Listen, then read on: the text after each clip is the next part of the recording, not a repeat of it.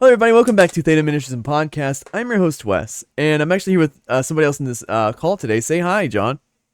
Hey, what's up? We can hear you. Yeah, we can all hear you. Anyway, so we have a person with us on the episode. So yay! I don't have any sound effects. Yay! So, Wait. Yeah. Do the soundboard thing? Oh, you do? Okay, yay! That was about closest you There could we get. go. Closest you could get, man. Cool. So today we're gonna be doing something a little bit different. Usually I have my camera here and we're just yapping, or we're reacting to like an atheist video, etc. Recently it's all been atheist stuff, but today's gonna be something different. I've only ever had, I've had one Roman Catholic debate that I had in one of my episodes, but that was about it in terms of having somebody else from a different denomination in here. But I do have an Eastern Orthodox fellow in here. Tell me a little bit about yourself, John. Oh, well, name's John. I'm come from a Hispanic, more specifically Puerto Rican background. I grew up non-denominational. I was kind of searching in my faith. And I was really into history growing up, and I still am. I love doing it. I might genuinely become like a history professor or something when I grow up, but I could always fall back onto what I knew to be true with like historical documents.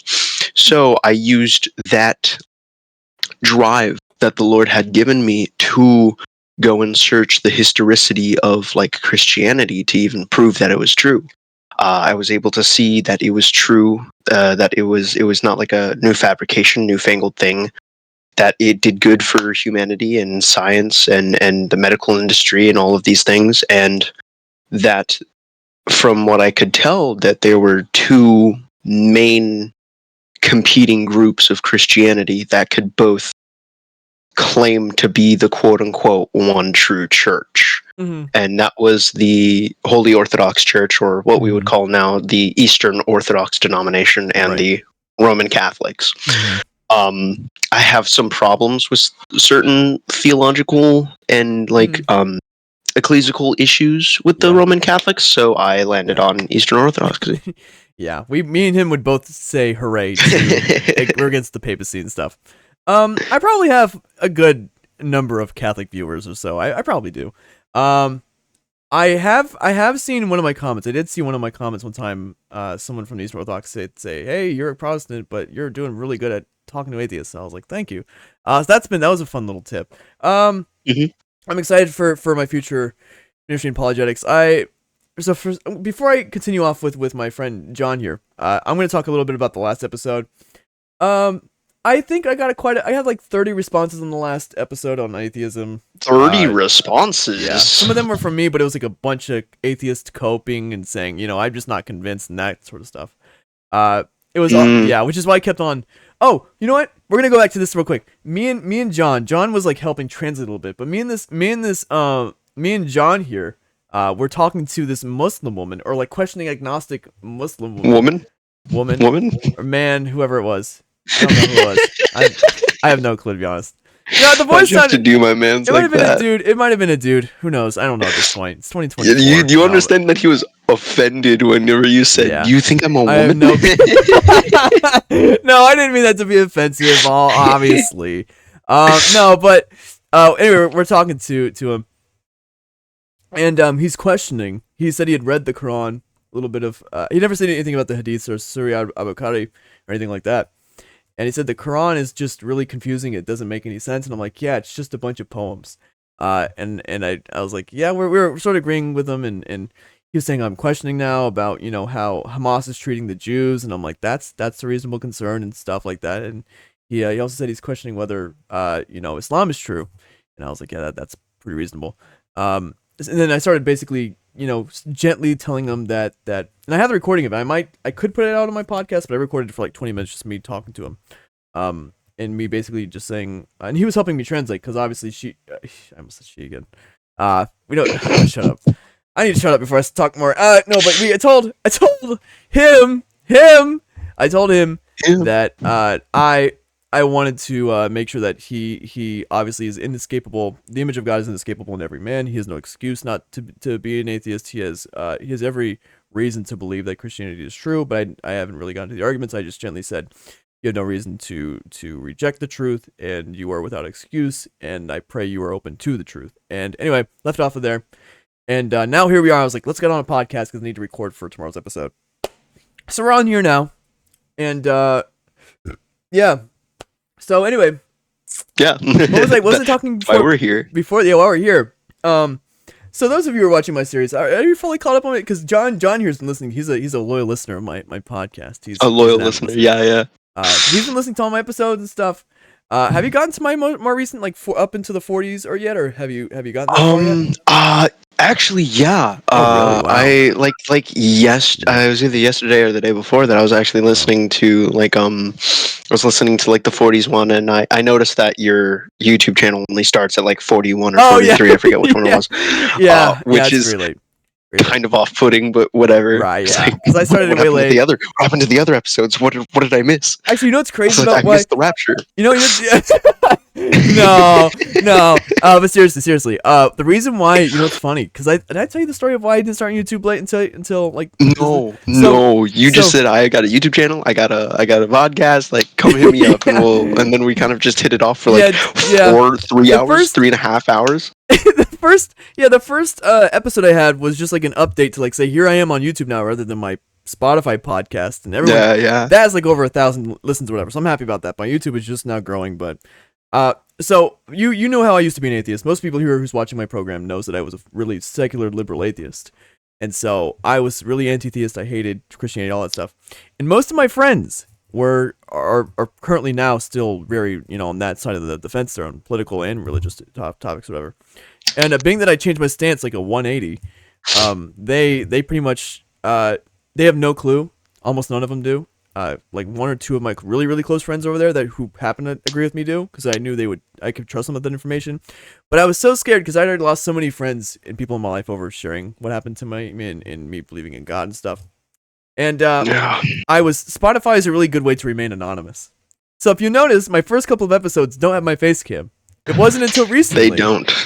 It wasn't until recently I was confident enough to be like, you know what? I'm going to be more public about this. And I will openly say, hey, I'm Wesley Parlier. And I'll say, hey, this is my face. You can see me. This is me with my mic. And this is who I am. This is where I live. Come fight me. I'll defend the Bible. I'll defend the Bible. Yeah, let's do it. And I'll have New Testament criticism classes. No, I'm kidding. But, we'll have... no, this is seriously great. No. But no, I was so scared when I first started my podcast. And now that I'm way more open, I'm more open about my faith. I can engage people about it. I even have someone at it's crazy. The other day, I swear I have ADHD the way I trail off so much. It's the podcast. Don't worry about it. Podcast. You gotta yap a little bit, John.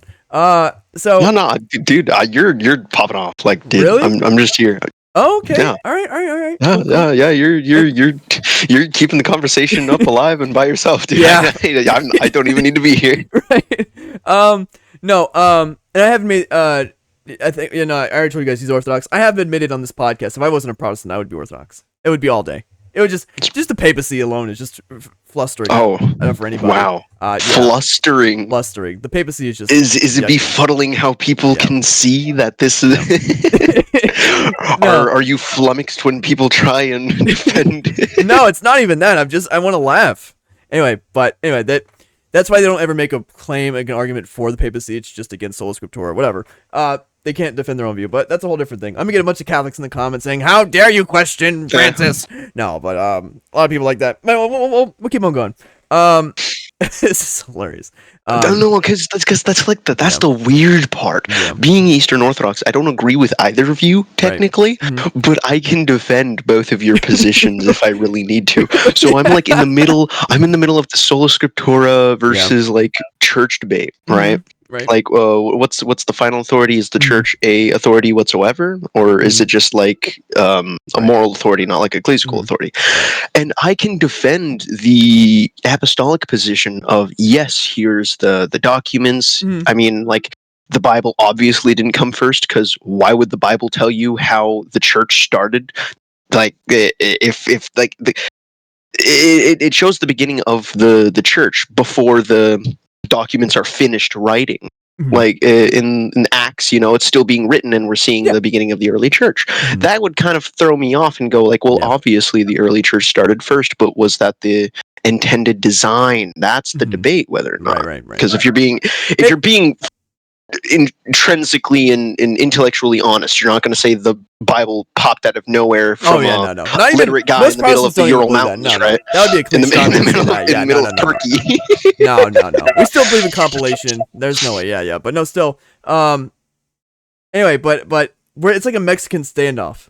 It's like it's just like I'd be pointing a gun at you, and you would be pointing a gun at the Roman Catholic, like I am. But then I'm pointing my gun at the Roman Catholic, and then you, like, it's like a gigantic Mexican standoff. Dude, it's either that, or I'm the guy, like just like sitting back on a rocking chair with a banjo, watching you two duel in the street.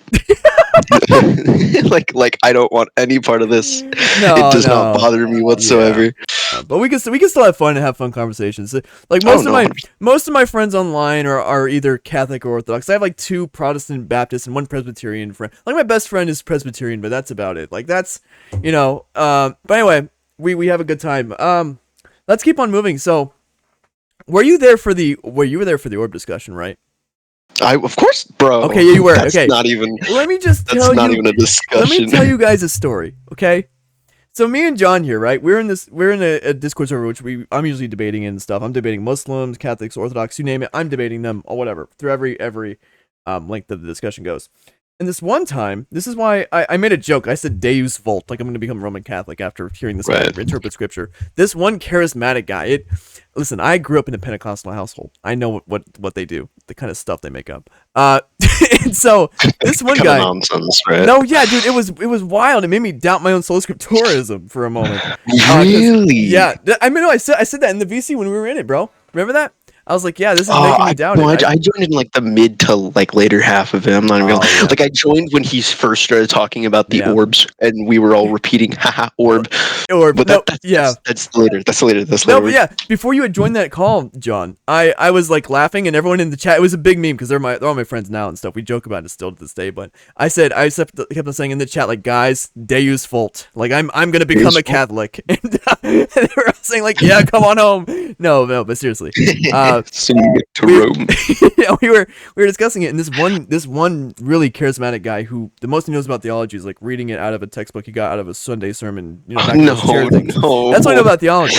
And he kept on saying these preacher slogans you hear from a lot of just pastors, whatever. Just like saying, just pray and the Holy Spirit will guide you, and don't worry about the scripture. Just the Holy Spirit will lead you in all truth, and that's it. And even that is a Baptist, I'm going yuck. Anyway, so we're talking, right? And maybe you joined while he was talking. Were you talking about where that lion guy was talking? Yeah. You were? Like I joined while he was in the middle of talking. Yeah, so the lion bite guy was saying, we're asking him, where I was questioning him, I was saying, and he was making these weird just slogans that I've heard before in like charismatic churches where their foundation is really just their feelings, really. And this is where we Protestants get embarrassed for ourselves. But he was saying, I really feel when the Holy Spirit comforts me. I'm like, okay, that's not too far from biblical, but let's get a little bit more specific here, right? And I say, I said, what does your prayer life look like, and what does the scripture say about like miracles? Because I knew he sounded charismatic from the moment I started talking to him. Like, what do you believe about miracles and the gifts and stuff? He says, well, I believe that we can teleport. And I was like, wait, what? He just says we can teleport. He just came out of the gate with that, huh? And he just came out of the gate with that, and he started saying, I can see orbs when I pray. I can see portals, and I can the spirit orb. The spirit realm. I can leave my body at will. And I was like, what in the world is this Gnostic pagan garbage? And then we started calling him out on it, and he's like, oh, you guys are just not understanding me. I'm just it's like secret knowledge to me. I'm like, yeah, that's Gnostic. And so we started like saying, bro, that's Gnosticism. Respectfully, like that's terrifying. And anyway, we have this big meme. Respectfully, like, no, thank you. We were all, as the councils of Orthodox, Protestants, and Catholics, we're all condemning the heresy of orbism because of the orbs, the meme. Orbism and the teleportation. Wait, no, because it wasn't just like, oh, the spirit can teleport, right? Because like, I mean, I guess you could say the divine essence has the ability to appear at random, but it's all like omnipresent, since he's omnipresent, right? Yeah. Right. But bro is like, nah, dude, there was a portal. I could see the orbs going through it. Like it was. And listen, I was New Age, so I was like, bro, I used to be New Age. I used to do these rituals of like trying to leave my body and transcend and like call self-viewing. And it was horrifying. So when I heard him say that. It was a spitting image of me in early 2021, like February or January of 2021 was that, before I became a full-on apologist and Maybe stuff. less. Yeah, bro. It was weird. It was really weird, bro. I was watching. You know what? People don't even realize psychics are also a big thing in that community as well. Psychics are like, talking to people In in what? the Like afterlife. atheists or New Age? Yeah. No. Even Just now, all of it? like now, I would watch legit. There's like the guys like Matt Frazier, Tyler Henry, like those big psychics that are in the New Age community right now. And I was like a disciple of those guys. I would watch their videos all the time. I'd be like watching their videos to get comfort about the afterlife, about reincarnating into a new body after I leave that part of heaven or whatever it is.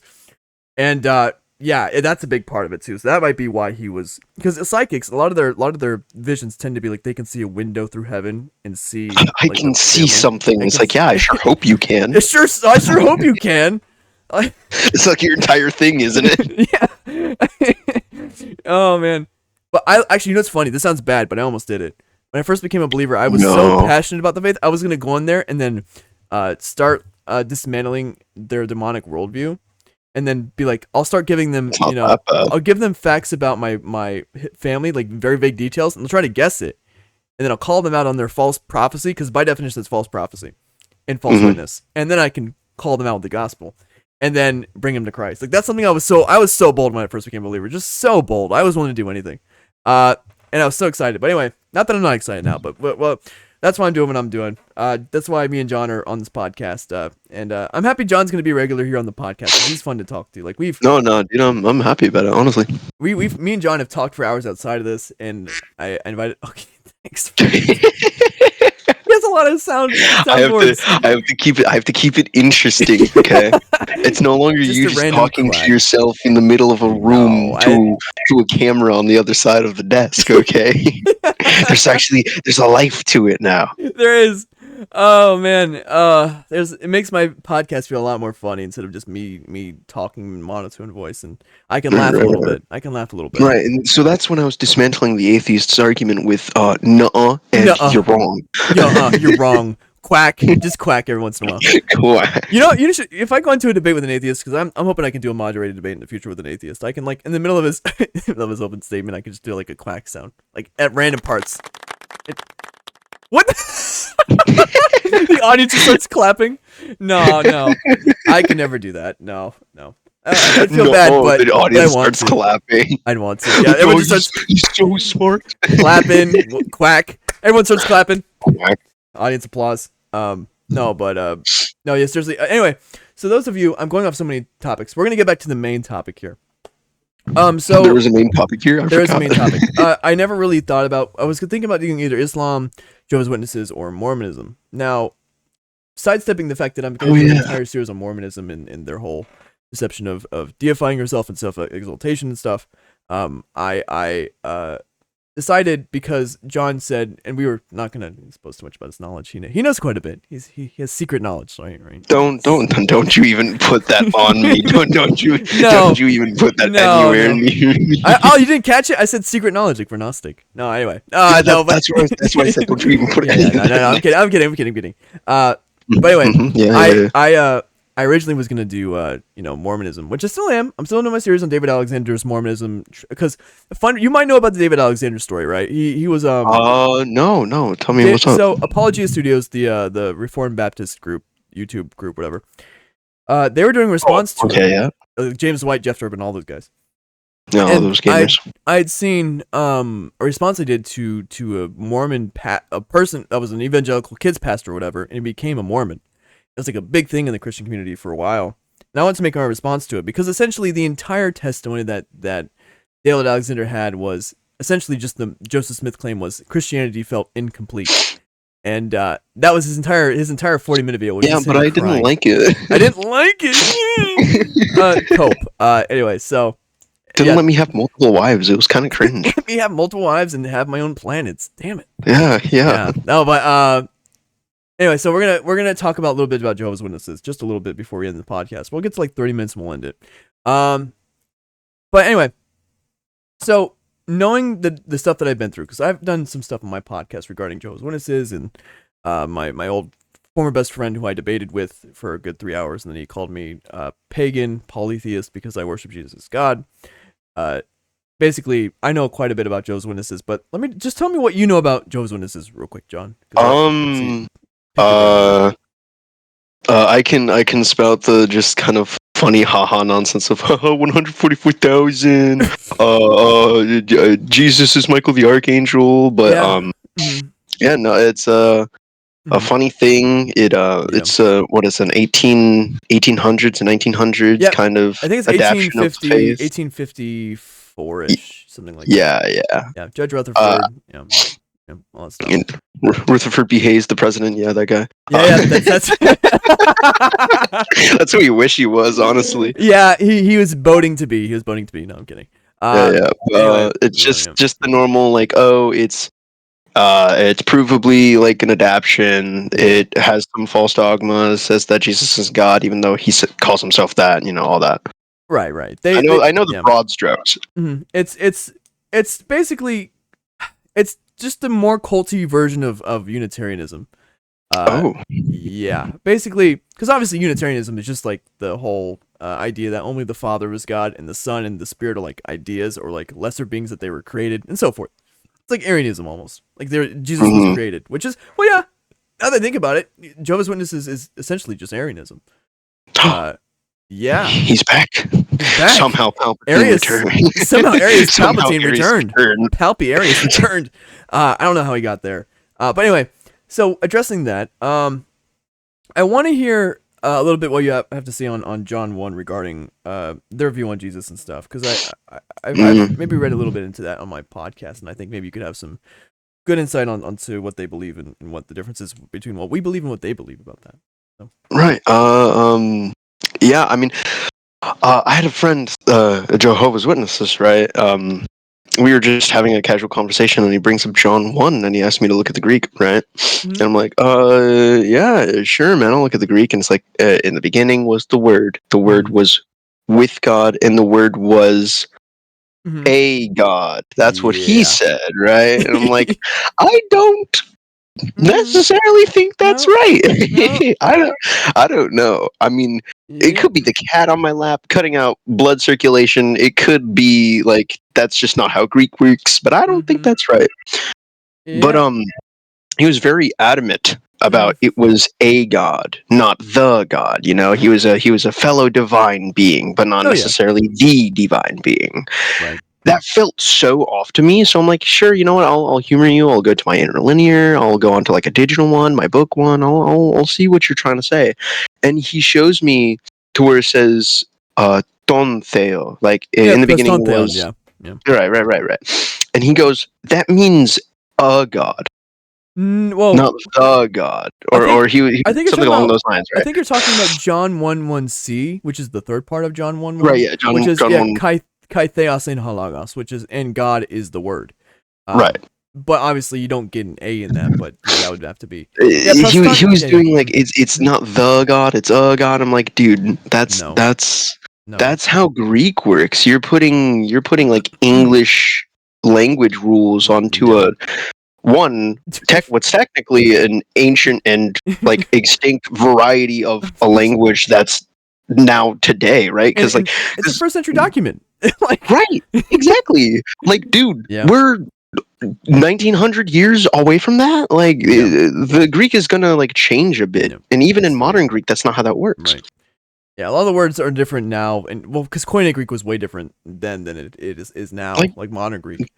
Oh, 100%. Like the Koine Greek didn't even have like the word for cousin. Oh, really? Yeah, like that's one of the reasons why the Orthodox and the Catholics don't believe that Mary actually procreated James, Judas, Joseph, and all the sisters, was because of the fact that they didn't have a word for cousins. And like when Lot's technically like a nephew of Abraham, but at one point he calls him like a brother. Interesting. Or so like it's like well, you could say brother. That can mean anything from blood brother to a close enough family member who's like a brother. Like the brethren. That could be another use of the word. Right. Yeah. Like my fellow brothers and sisters in Christ, we're not physically or blood related, but we are related in the family by spirit, pretty much. Exactly. So yeah. Yeah. Okay. That's something that threw me off when I first learned that. It's like, wait, they didn't have a word for that's so weird. I don't know No, because I'm used to like Spanish. in So like the modern Greek, I'm just, if I'm not wrong, the modern Greek word for thanks or Thanksgiving would be Eucharisto, but now the original Greek would have been Eucharisto teme or something like that. Eucharist, Efkaristomene is full of grace. oh, full. Full of grace. It refers to Efkaristomene is the perfect tense Or of if full of grace, I right? thought then it was Eucharisto me then without the. It might be Efkaristome. I'd have to It go might back to be. my I dictionary, think but because um, First Thessalonians I think uses the term Eucharistome if I'm not mistaken. right. Giving But thanks to God in all the sufferings that you pass through, something like that. But funny thing yeah, about Efkaristomene, like real quick yeah, side tangent, yeah, yeah, but yeah. Efkaristomene only is mentioned once in the Bible, and that's in Luke 1:28 when referring to Mary. Oh, okay. That Eucharistomene. yeah, Mene. because it's a perfect tense word. It's not like English Right. perfect tense. It's like this thing was never not this thing, right? Never not. Yeah. Right. So Right. so Mary was full of grace during her inception, during when the angel was talking to her, and Mhm. throughout the rest of her life. Right. So that's another reason why the Roman Catholics and the Eastern Orthodox believe that she was. Well, the Roman Catholics believe that she never had the ability to sin. The Orthodox believe that she was given the grace not to sin. That she I still didn't even had know there like was a what. distinction between both of you guys. I had no Right, yeah, clue. no, because the Roman Catholics, like, I think the dogma happened within 18 or 19, I think it was like 1960 something, where the Immaculate Conception became dogma. I thought that was But they, 18th century with the Immaculate it was, Conception it was, it was and the something, bro. Ascension of Like, Mary as well, right? Because I thought it was all 18th century, if I'm not mistaken. the Assumption of Mary was a widely accepted thing, even in the early church. But it might have been dogmatized, like Yeah, 18th century. it was dogmatized by Rome, and if I'm not mistaken, in it was the 19th century because it was the 1800s, so it'd be 19th century. Yeah, you're right. It would Right, be right, 1800s, late 1800s. It was dogmatized, I think, by Rome. But right. yeah, okay, But okay. yeah, I didn't even know there so was a like difference there. they have the Immaculate Conception. The Orthodox have the Hmm. Dispassionate Conception. Oh, interesting. In Roman Catholicism, Mary does not have what we would call original sin, or like that Right. ability to sin Hmm. nature, or whatever you would call it. Yeah. However you would explain it. But Hmm. the Orthodox are like, no, she still has that. She's still a human.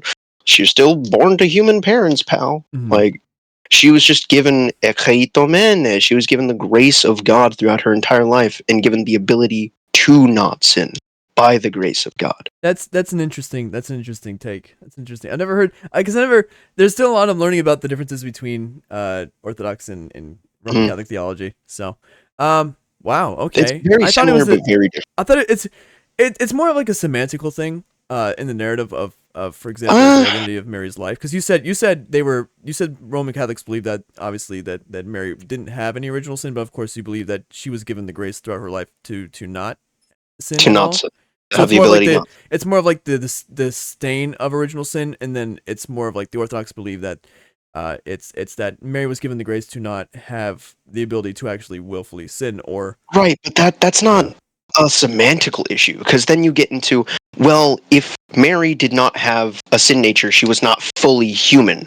And if Jesus was born of a not full human, then he couldn't have died for humans because he was not fully human. That's why he became incarnate. That's why he yeah. became human and came down to Mhm. die for us, to be our Yeah. final sacrifice. Mhm. And Yeah. if you don't have a sin nature, you Mhm. were either created directly by God in the beginning Mhm. before sin was a thing, or Right. you're not fully human. You don't have Mhm. 100% human characteristics. Right. So, like from an outside perspective, without the Yeah. knowledge of like, well, you're not fully human, then I Mhm. get it's a semantical issue. But if you really get into nitty gritty about certain topics, Mhm. it's a lot deeper than you. Yeah. I think and also I think as Protestants we tend to say we hate saying Theotokos, like the mother of God. We hate Hmm. we just it's something I actually had to get over as a Protestant a long time ago. I used to be like, don't call Mary the mother of God. That's a Roman Catholic thing. And then I actually started Shame. reading Greek for myself, and I was like, oh wait a minute, she is called Theotokos, and that she's the God bearer. From my Right. perspective, that's always just been like a Christological passage to make sure it's like it's to know that obviously not Arianism. He's God at the time of his birth. So that's always been my focus on that passage and stuff. But Right. um, yeah, It's not. It's not inherently for Mary. Like it does do something for Mary because it shows that God had chosen her, but it's to show that Jesus was fully God from the beginning. yeah.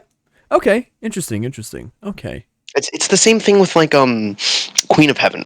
Like Queen of Heaven is sounds so much more like I'm worshiping Mary than Mother of God, if we're being fully honest. Yeah, it But does. Yeah, it does. yeah, no, don't worry. You see why we Protestants are so skeptical. No, but Yeah, yeah, because go like ahead. Yeah. dude, I was a non-denomination. Like I understand Right. this, and Yeah. I'm perfectly fine with like going through like misconceptions and stuff like that. I Yeah. love doing that. Oh no, But and I would love. I don't like to straw man, Orthodox. no, Especially, yeah. trust me. This sounds crazy to my audience, but I am a lot more charitable to Orthodox than I am to Roman Catholics. Orthodox, I tend to have more conversations with. I get along better with. Naturally, I mean, I've tried to get along with Roman Catholics, but it just doesn't work out for some reason. I don't know, Yeah, especially like on Discord. yeah. Oh Like, no, it's so much dude, the server that I'm in that I'm debating Catholics with, it's just nonstop papists trying to tell me that I should become Roman Catholic, and they You're never wrong. stop, no matter the arguments. Even if I were to try to bring up papal forgeries and stuff, but Kiss they the just feet won't of listen. Peter. Submit to Rome. Submit to Rome. Submit to Rome. But Yeah, just yeah, a real quick explanation. yeah, sure, yeah. In the Old Testament, specifically, Mhm. First Kings chapter 2, verses 13 through 21. Good from It's memory. the Thank you. queen regnant, or the ruling queen of Israel, who right now is actually Bathsheba, the wife of David, going to Solomon, Mhm. the ruling king, right? Sure. But the funny thing is, none of Solomon's wives at the time are the queen. Hmm. They are still princesses. Since the mother is still alive, she is still the ruling queen because she is older, wiser, more mature, and is technically still sharing the same power as if David were still alive.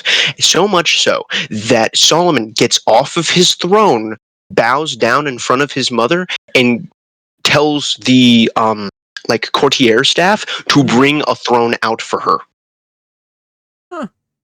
So, in order to say that if Jesus is God, the Mary must be called the Mother of God because he was always God.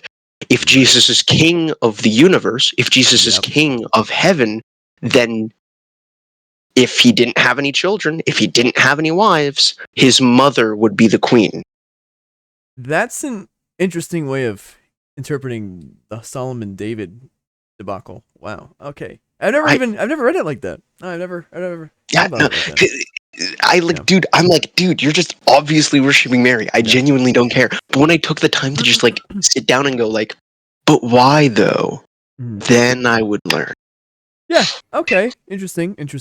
Like there are reasons for this. Like and Yeah. it's not like a say this or die. Mhm. Say this or go to hell. It's like you can call her these titles in a respectful way. You cannot call her these titles in a respectful way. Doesn't matter. As long as you have respect for the woman who birthed Jesus Christ, you're Mhm. fine. Yeah. That's why, as a as still holding Protestant, I try to be very careful with my words about how I, who I'm trying to glorify Hmm. in humility and who in pride. Um, I'm very careful of even how I try to talk about myself, about the things Mm. that I do, especially. I try to make sure that I'm not saying like I did something that's so great and I did something so great, and I try to leave that to Oh yeah, amen. what Christ has done. I Yeah, still struggle with that, dude. yeah.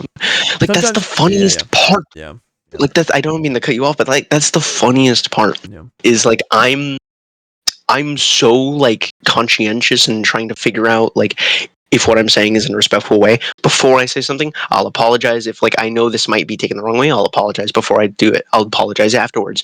Yeah. And it's gotten kind of to the point where I won't even say like uh the tetragrammaton, like YHVH, JHVH, Mm-hmm. or YHWH. Like Mm-hmm. I won't say the quote unquote proper. Well, not quote unquote. It is the proper name of God. Mm-hmm.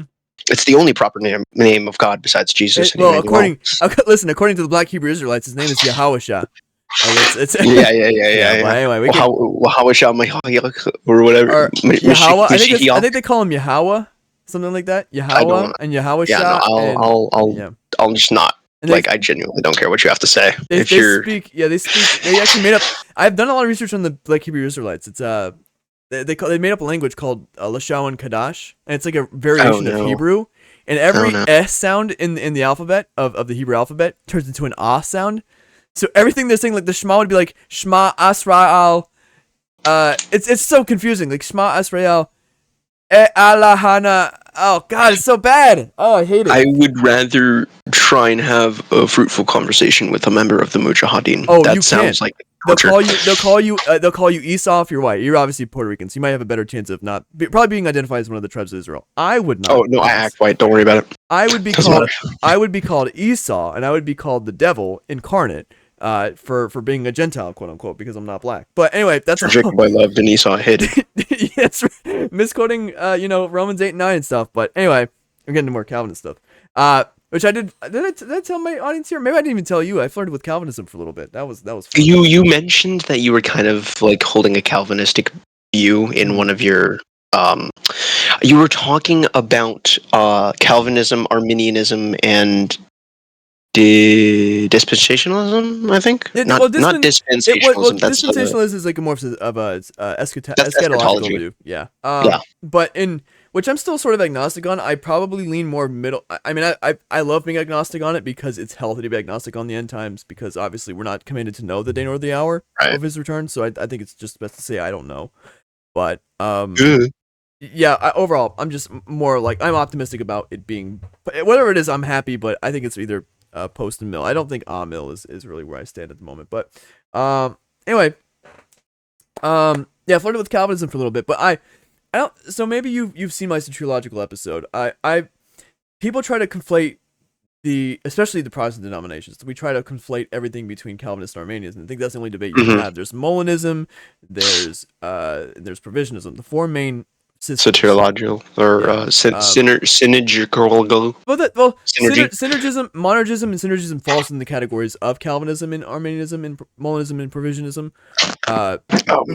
Provisionism is its own traditional view per se in the Protestant Baptist world. It's more of Calvinism would say everything is predestined by the hand of God. All actions and truth values are created because God made them true, including the actions of humans. Molinism would say it's all true. God predestined all that stuff to happen, but he gave them the freedom to do what he planned them to do.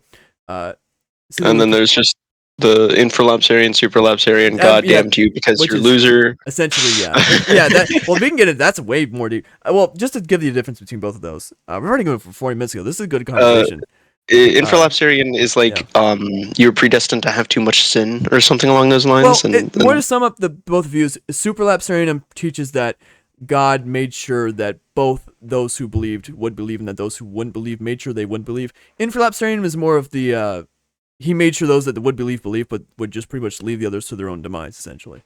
That's like it's like madly depressing. It is very depressing, which is why I'm not a Calvinist. Anyway, and Arminianism would be more like it. And I debated an open theist the other day and changed his mind, but I talked to him about Ephesians 1:4 that those that are in Christ are predestined to have eternal life.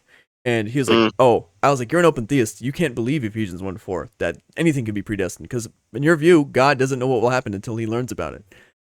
And so, not an open theist, which is Arminianism. Arminianism essentially is like that God will learn about what happens, and that's why he's grieved. But I don't think that's a consistent take on the prophecies of the Messiah, of Jesus and stuff. And so that's why I'm not an Arminian. Molinism is just Calvinism light. I'm a provisionist because it gives God complete sovereignty, but also gives man complete freedom. And through all the free actions of creatures that they take, he fulfills all of his plans through their actions. Quick explanation, because I noticed we're somehow talking very slowly, and yet time is going by very quickly. Yeah. What exactly is provisionism?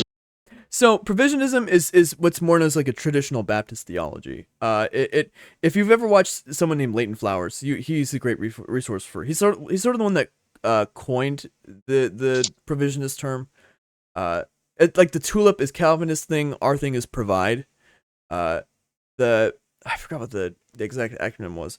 I have to research the acronym and look up the exact words for each of the word for the lingo of provide. But essentially, it's unlimited atonement. God paid the sins of all people if they were to come to him. Eternal security, stuff like that. If God is like I said, God is sovereign.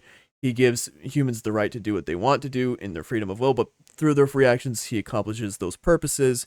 That's including like the hardening of the hearts of Pharaoh, and not in the way that obviously he's hardening those hearts to purposefully make them harden their hearts, but he allows them to harden their hearts by themselves, and allows them to. And that way, it's like an infralapsarian-ish view, but not quite as deterministic per se. It's not as God's predestining all those actions to actually happen, but he's allowing them to harden their own hearts. It's like, listen, this is a you problem. I tried to do what I can. This is up to you now. Yeah, for sure. That's a way you could do it. He gives them up to their own desires if he eventually at some point, just says, I'm done with you, and you've hardened your hearts long enough. Like the way he treated Israel in the Old Testament over and over again, like the book of Judges and whenever Israel would. It's like, y'all keep doing this, bro. But no, time to get another empire. I was laughing. I'm like, Israel, listen, I'm not gonna be like prideful and say I would have done different, because I'm just as much of a sinner as all those Israelites were. But Amen. Those Israelites over and over in the book of Judges, the moment they got released from a nation and one of the judges redeemed them from that nation, they would rebel again after having just been released. And that's why I find it so beautiful whenever, sorry if that's getting congested, whenever scripture constantly talks about God reminds Israelites, did I not free you from Egypt? Did I not free you from Egypt? And it's weird, because you would think God could have talked about the future Messiah, but the thing he talked about over and over again to the Israelites rebelling against him would say, did I not free you from Egypt? Did I not free you from Egypt? Did I not free you from Egypt? And I'm like, yeah, he's trying to show you, you're being stupid. Look what I did for you. I can free you from anything. I have the power to free you from this nation, from that nation, from that nation, and I freed you from Egypt, especially. So you saw my power. You saw my bore power. witness to it. you witnessed my glory. That's I was like laughing. I'm like, are you guys stupid? Stop rebelling. I was laughing when I was reading. I felt sad, but I'm like, dude, you guys are so stupid. Stop doing that. You're being redeemed from these nations by these judges who are freeing you graciously, because God said, you know what? You keep on complaining, so I'm just going to free you. But I know you're going to rebel again, because obviously I believe in total omniscience and foreknowledge, but not that God determined. But he knew it was going to happen, but still decided to choose you out of his grace and mercy. And you continue over and over again to just go, yeah, but I just want to rebel again. Let me just try to see what happens. Like, he didn't know what happened the first 10 times he did it. Right. So, it's so funny, because it reminds me of like in Exodus and Deuteronomy, where it mentions Moses going up to the mountain for the first time to grab the stone tablets of the Ten Commandments. Golden calf. And as soon as like Moses is out of the out of their line of sight going around the mountain, and they're just like, hey Aaron, you want to make us God? Like, just for no reason whatsoever. I still remember reading that when I was reading the Torah for the first time. I was like, these Israelites, I really did not know how dumb they were being. Like, they knew he was, not only that, but they knew the Israelites knew that Moses was going up there to talk to God, as far as I'm concerned. They knew he was going up there to speak with him for more mediation between him and the Jews. And he was their constant mediator, which is a Messiah typing sign anyway. But he was going up there to talk to him. And they knew. And the moment the dude steps down from Mount Sinai, they're just dancing around a golden calf and worshiping him. Like, what in the world? It really was like an Uga Chaka. Anyway, I think we're getting so off topic here. Hey, let's go back to the Jehovah's Witnesses. Wait, what were we doing? We were talking about yeah, dude. We're both theology geeks, so we both talking about this stuff. It'd be like that sometimes. But we were talking a little bit more about Jehovah's Witnesses. We'll have like maybe do 7 or 8 more minutes, because we're already at the 40-minute mark. Bro! I cannot believe we've gotten That's crazy. This has been a great program. I would love to do this every single week with you, bro. You were so fun to talk to on this podcast, because you're also good at commentating. Oh, thank you. What good have I commentated? Good commentator. No, but okay. Anyway, Jehovah's Witnesses. What has been the most strange teaching you've heard about what they teach, or what you've read about what they've taught? Or even now. The falling away, more specifically, is really interesting to me, because it's kind of like the blackout that certain Protestant denominations will have, where it's like, well, guys, we have the Holy Spirit. We gotta go out and spread the word. And then, like, John gets sent to his island and starts writing down the revelation of God. And then as soon as he's done with that letter, it all just goes downhill from there. They get nothing right. They immediately get taken over by demons. It's like Israel all over again. As soon as they stop seeing Moses, like, it all goes downhill. Because they stop seeing signs and stuff, and Right, Yeah, right, yeah, right. yeah, And this goes on for 1500 years, yeah. and then the first couple of guys who are like, but they are wrong though, and then they think they're doing a good thing, and then Mhm. like 400 years after that, the a guy in the middle of New York digs up some stone tablets, and this and the Jehovah Witness guy, Oh. Ruther, right? Like he's doing the same thing. Like it's just so like Mhm. mind boggling to Mhm. me that Yeah, yeah, like I understand the like, oh, there will be churches that turn away. Of course there will. yeah. There will be men who think that they're better than everyone else and Oh think that yeah, they know what they're talking about. for sure. Yeah. Arius, Nestorius, like all of Oh these yeah. people, all of the very famous people. I would I argue the know where he is. Catholics, but that's just me. Yeah.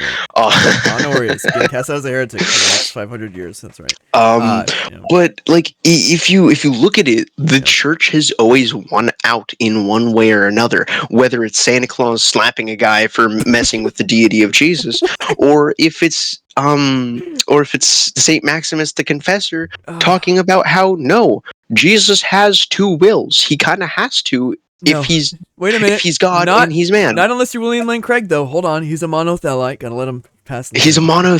Yeah. He said he's a neo-Apollinarianist. Yeah. He admitted it on YouTube and everything. He's like, I find it troubling. I'm gonna do my William Lane Craig beer voice. I love William Lane Craig, Okay, but this okay. is Yeah, I used yeah. to watch You it, so got this. You I got can do his this. voice. You got it. You got it. Well, you see, it wasn't just enough to say Jesus had, merely human will, but it was enough to say that he had one will overall, and there was no separate will. Therefore, I try. No, but that was seriously his video. No, that's really not his argument, please. Something no it's he basically used the exact same arguments that Muslims use against the Trinity and stuff, and they'll be like, see, Jesus didn't know the day nor the hour and stuff like that, and I'll be like, well, That's Philippians 2 that's clears not up a what lot of that this, but means. That's and not what yeah, that means. and he'll like no, but he'll talk about like the mind being separated and that he chose as the one will of God, and like because he was still conscious of being still fully divine and not human technically. It depends on which way you say the monothelitism works technically, because there's different ways you could separate monothelitism, but Right, like a fully if human it's, will or if it's just, fully yeah. but his view, I think he mentioned it was like just being, what like the divine will has overtaken the human will basically, and that the one will had controlled everything, and that he chose to forget the day and the hour while he was in the human form as Just the divine forgot. person. But I would, as someone who believes in the Orthodox Trinity, I believe that in the incarnation, Philippians 2, he had willingly veiled a few things, like for example, whenever there's something I found that was really interesting against Muslim arguments. You never notice how there was times where he would do some things behind the Jews' backs, and they would say, "Don't tell them yet, because I haven't yet to reveal my Mm. glory." There's a weird string Yeah, of like that. That's a don't great, you dare tell anyone about this. essentially, yeah. Same thing with his transfiguration. Because think about Hmm. this, if he was, this is something like I heard from James White, and I was like, this is actually a really good point against Muslim and Unitarian arguments, because Jesus, the only people he appeared to when it comes to the transfiguration, when Elijah, I can speak English, Elijah and Moses showed up at the transfiguration, the only people he appeared to was disciples there.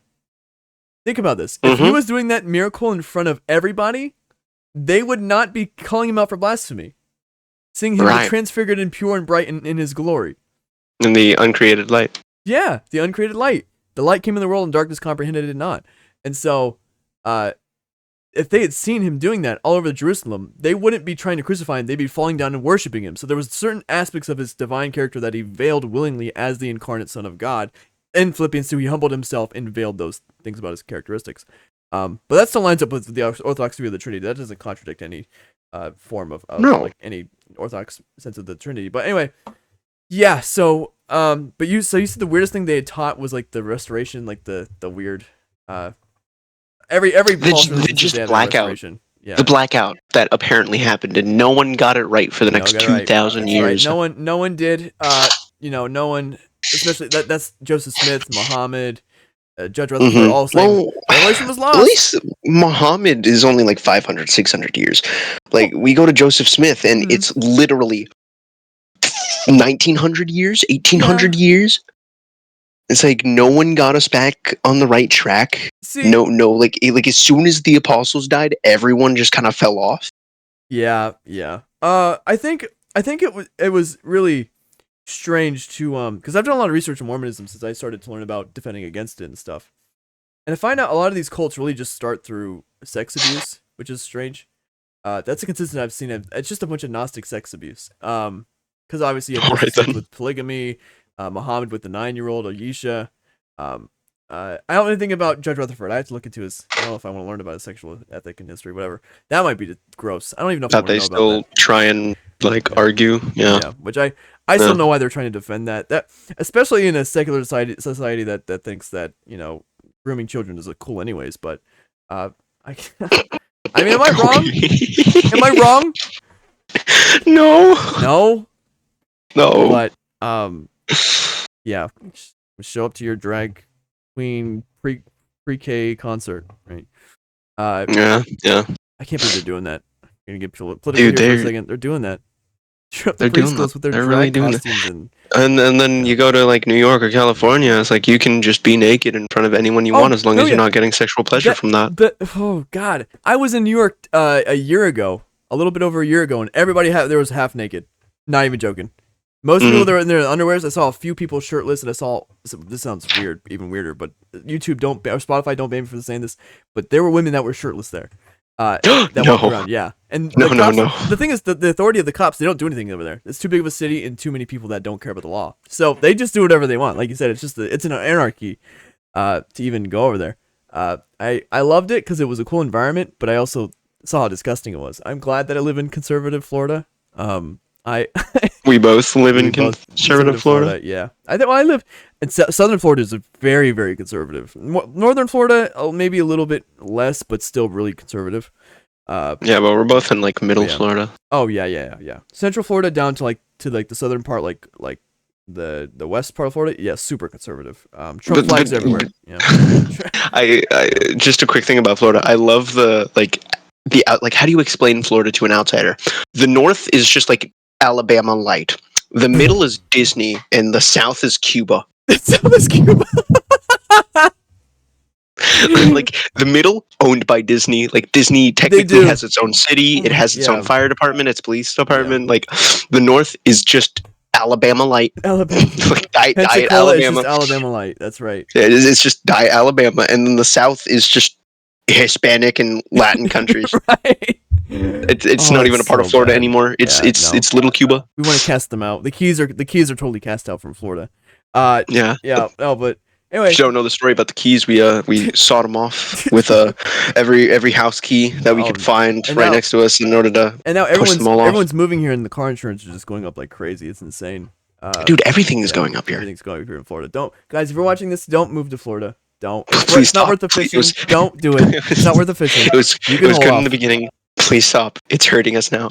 Please, it's hurting us too Like much. the gators are trying to find a new place to Eventually, live. listen, Okay. we're gonna have people find gators in their basement soon enough. If there were basements in Florida, more of like the If living there were room. basements. If there were basements in Florida, In the we're gonna attics. find them. In the attics and in the living rooms of people's rooms. There's hardly even, honestly, in Florida, there's not even that many two floor houses anymore. It's mainly just one floor big houses. That's been the Yeah. style for the longest time. All right, so It's really weird. so moving on in terms of theology, so your weirdest thing was like the whole restoration thing. I find that just to be the like same what thing. happened there. Right. Every one of those claims is like, oh, Christianity, the truth was really lost overall, and we're gonna restore the truth that was lost forever. I'm like, okay, let's just ignore history. Yeah, All who right. are you? I don't think you even took, and I think legitimately who.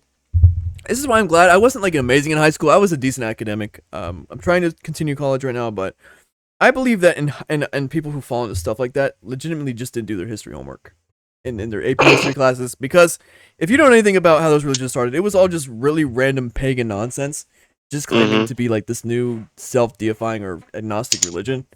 And I just you have to do a You little mean bit of like study to learn. Christmas? Like people, this is why I always make sure when you believe something, make sure it's off of facts, not feelings. As an atheist, I didn't come to God. In fact, I hated God. My family knows that. I used to talk about God in a mean way to them, and I told them I hated him. And I noticed, why am I so angry about a God I don't think exists?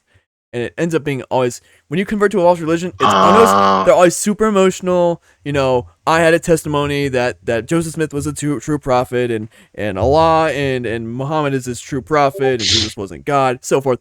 It all comes from emotions. It doesn't come from fact.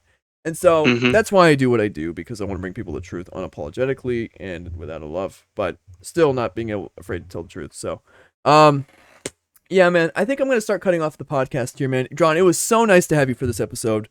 No, of course, Wes. We love your commentary here. Everyone in comments, if you're seeing this, just say hi, John. Hi, Wes. And we're going to end it off here. And I think I have an idea for what I'm going to title this video already. It's gonna be a Protestant and an Orthodox walk into a bar. Yeah. No, this is only the first of many. Don't worry about it. Oh, it will be. The titles will get better. The video thumbnails will be better. So, all right. Well, we'll cut it off there. And we will see you guys later. And John, you know what I say at the end of every episode, right? Yeah, but what if I do my own thing? Okay, sure. What if I just get rid of the? Let's hear your outro. I want to hear it. I want to hear your outro. You want to hear my outro? Right. Watch this. Okay. And if you liked this episode, get ready to like, subscribe, and get ready for more. Because every week, how many, Wes? How many do you post? How many videos do I have? No. How many do you post in a week? Do I play 2 videos a week? Yeah. Yeah. 2 videos a week? Yeah. 2 videos every single week, unless something really bad comes up, and then we're just going to have to deal with that. Let's get the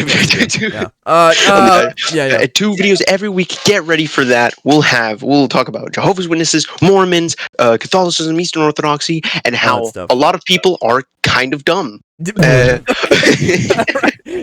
get ready for that, and we'll see you next time. All right, we'll see you next time. Love you all, and Godspeed.